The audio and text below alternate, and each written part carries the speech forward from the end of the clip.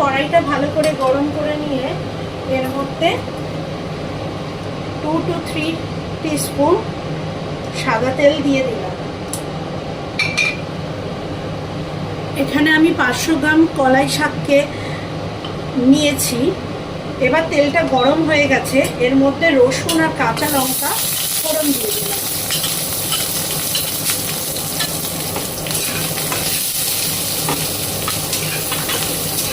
রসুন আর কাঁচা লঙ্কাটার ভাজা ভাজা গন্ধ বেরোবে।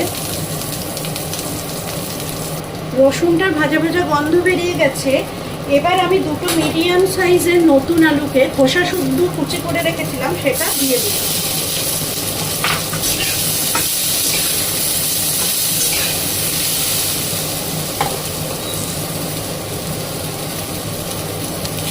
এবার আমি এতে পরিমাণ মতো নুন, 1 টিস্পুন হলুদ দিয়ে আলুটা হালকা ভাজা ভাজা করে নেব। এই সময় গ্যাসের ফ্লেমটা মিডিয়াম রাখবো। আলুটা একটু ঢাকা দিয়ে দেবো, কারণ নতুন আলু, এটা সেদ্ধ হতে একটু সময় নেবে। আলুটা ঢাকা দিয়ে 5 মিনিট মতো রাখবো। 5 মিনিট হয়ে গেছে। এবার ঢাকাটা খুলে দেখে নেব একটু। আলুটা মোটামুটি সেদ্ধ হয়ে গেছে।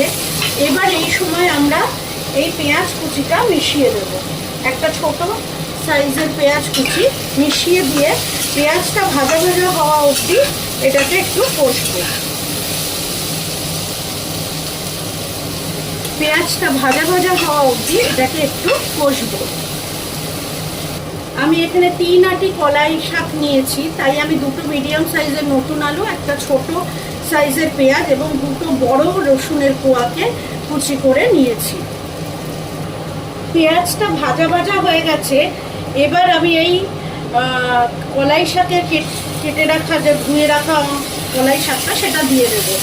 কলাই শাকের নরম অংশটুকুনি শুধু কেটেছি, আমি বেছে নিয়ে কেটে রেখেছি। আমি খুব কুচি করে শাক কাটতে পারি না, তাই এরকম কেটেছি। আপনারা যারা যত কুচি করে কাটতে পারবেন, কলাই শাক যত কুচি করে কাটা যাবে তত ভালো খেতে লাগবে। এই শাকটা আমি দিয়ে দিলাম এর মধ্যে। এবার আমি এতে 1 টিস্পুন চিনি দিয়ে দেব।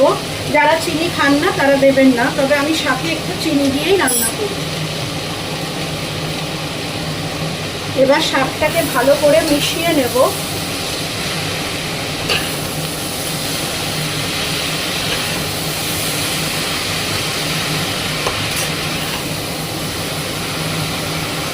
শাকটা ভালো করে মিশিয়ে নিয়েছি। এবার শাকের জলে শাক সেদ্ধ হওয়া অবধি ওয়েট করব, তাই জন্য আমি ঢাকা দিয়ে দিলাম। শাক থেকে জল বেরিয়েই শাকটা সেদ্ধ হবে। শাক থেকে জল বেরিয়ে গেছে। এবারে শাকটা প্রায় সেদ্ধ হয়ে এসছে। এবার এটাকে ঢাকাটা খুলে এটাকে একটু শুকনো শুকনো ভাজা ভাজা করে নেব।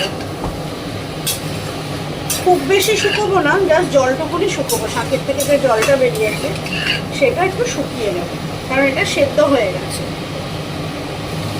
শাকের জলটা শুকিয়ে গেছে, শাকটা তৈরি হয়ে গেছে।